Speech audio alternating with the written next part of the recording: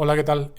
Vamos a ver en este tema lo que viene siendo la inductancia mutua.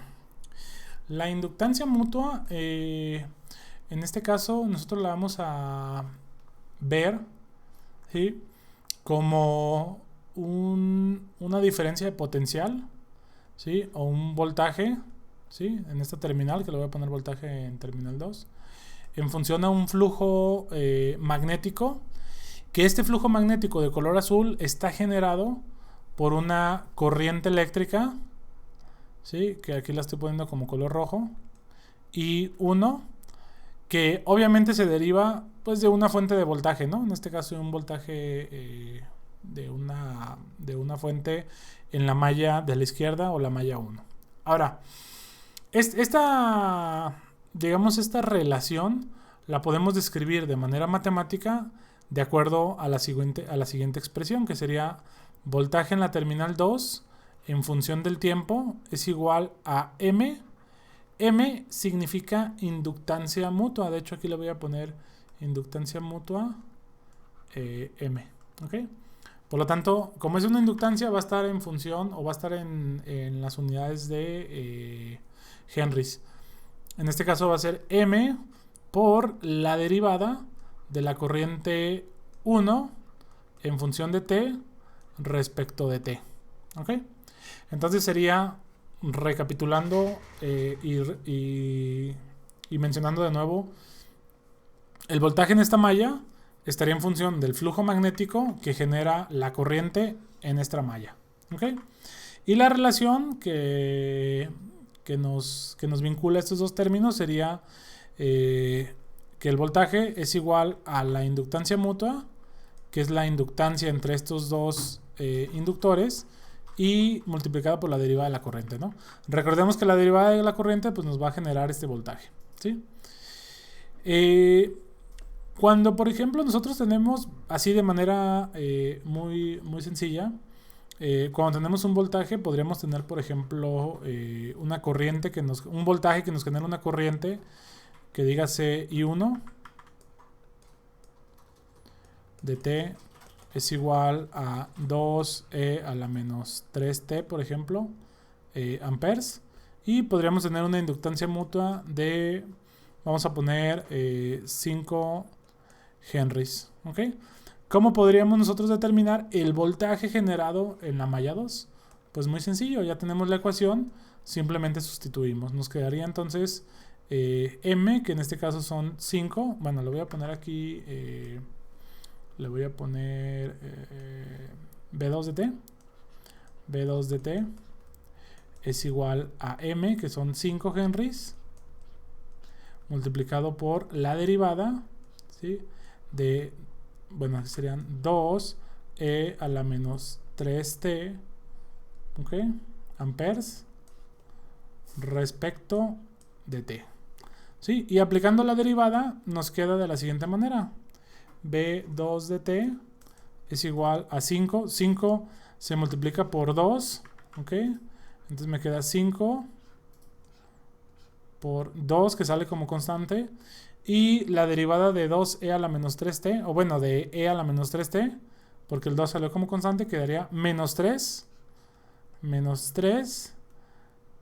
e a la menos 3t. Y obviamente aquí sería ya las unidades serían volts. ¿Ok? Resolviendo me queda 5 por 2, 10. 10 por menos 3, menos 30. Bt es igual a menos 30 por e a la menos 3tv. ¿Ok? Que en este caso serían volts. Básicamente, esa sería la forma, digamos, como simplificada de definir lo que viene siendo la inductancia mutua. ¿Ok? Ahora, este proceso, pues digamos que es, en este caso sería bidireccional, ¿no? Vamos a suponer que así como funciona de izquierda a derecha con la corriente 1 en la malla 1, podríamos decir que funciona al revés, ¿no? En este caso, déjenme dibujo. ¿ok? Entonces vamos a suponer que aquí tenemos una fuente de corriente o una corriente, ¿no? Que nos está siendo generada por a través de un circuito de un voltaje, y la conectamos aquí. Aquí tenemos, bueno, aquí no lo puse, pero normalmente vamos a nombrar los inductores como L1, L2. Aquí le voy a poner L1, L2. Y también otra consideración es de que el circuito de la malla 2 o el circuito que va a generar el voltaje dependiente de la corriente de entrada, vamos a considerarlo como un circuito de voltaje abierto, ¿sí? De hecho, en el siguiente video vamos a ver la ecuación completa de la inductancia mutua cuando en la malla 2 tenemos una carga, porque también se genera una corriente en función a dicho voltaje, ¿sí? Pero ahorita, como es una parte inicial o introductoria de este tema, solo lo vamos a dejar como voltaje en circuito abierto. Entonces, aquí vamos a dejar el terminal B1, que en este caso ahora es nuestra incógnita. Y ahora el que va a estar generando nuestro voltaje B1 va a ser esta corriente que le vamos a llamar I2, ¿sí? Vamos a aplicar la misma condición, pero ahora vamos a poner I2 de T es igual a, y M es igual a tanto, ¿no? Entonces vamos a poner pues, un valor nuevo, ¿sí? Diferente. Entonces vamos a ponerle 10 por seno de 2T, ¿ok? Amperes. Y en M vamos a poner 0.5 henries, ¿ok? Por lo tanto, la solución a este sistema nos quedaría de la siguiente manera. Sustituimos en la ecuación voltaje, ahora sería 1 de T es igual a 0.5 henries multiplicado por la derivada de 10 seno de 2T, ¿sí? ¿Cuál es la derivada de la función senoidal? Pues la función senoidal sería el argumento multiplicado por la función ahora cosenoidal, y de hecho sería negativa. Entonces en este caso sería 10 por el argumento de la función seno, que sería 2, ¿sí? Y sería por bueno, el 10 lo dejé aquí, pero sería por menos coseno de 2t, ¿ok? Entonces si multiplicamos todo nos queda B1 de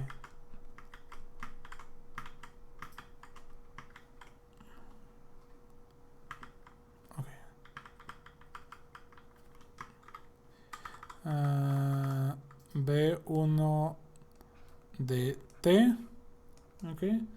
Es igual a, sería 0.5 por 10 son 5, por 2 vuelven a ser 10, y negativo me queda menos 10 por coseno de 2 veces T. En este caso serían otra vez volts, ¿ok? Así de sencillo, estaríamos hablando de inductancia mutua entre dos términos que tienen la condición de voltaje abierto en la segunda malla o en la malla del voltaje generado por el flujo magnético. Y bueno, esa sería la ecuación simplificada, ¿no? Ya para terminar este video y este tema, hay una condición en donde podemos definir el signo del voltaje de salida, que en este caso puede ser positivo o negativo, y va a estar en función de cómo midamos nosotros el voltaje respecto a la señal de entrada. ¿A qué me refiero?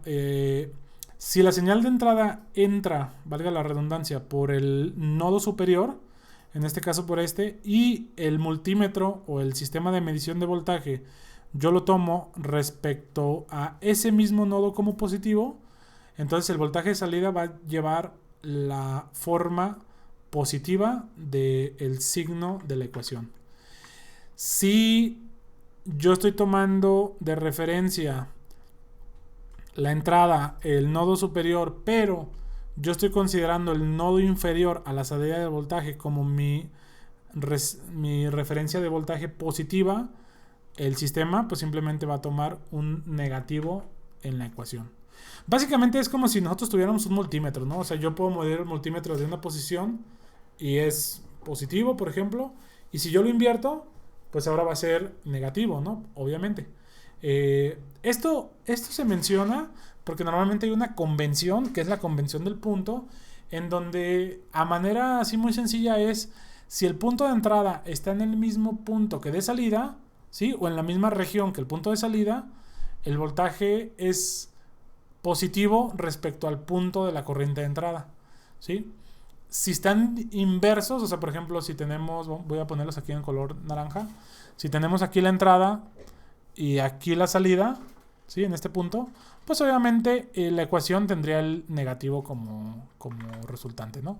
Ojo, no confundir con el negativo que nos da en la ecuación, por ejemplo, de la función coseno, que nos dio un voltaje negativo, y tampoco confundirlo con el negativo de la función exponencial, porque estos al final del día, si los hubiéramos multiplicado por el negativo de la ecuación, nos deberían de haber dado positivo, pero en este caso sí estábamos considerando entrada y salida en el mismo nodo, que es lo más convencional, ¿ok? Bueno, dejo hasta aquí este video. En el siguiente video vamos a ver cómo aplicar esta ecuación en una función en donde la malla 2 tenga una carga específica. En este caso, repito, fue con circuito abierto. Si tienen alguna duda, me lo pueden dejar en los comentarios o me envían un mensaje. Gracias.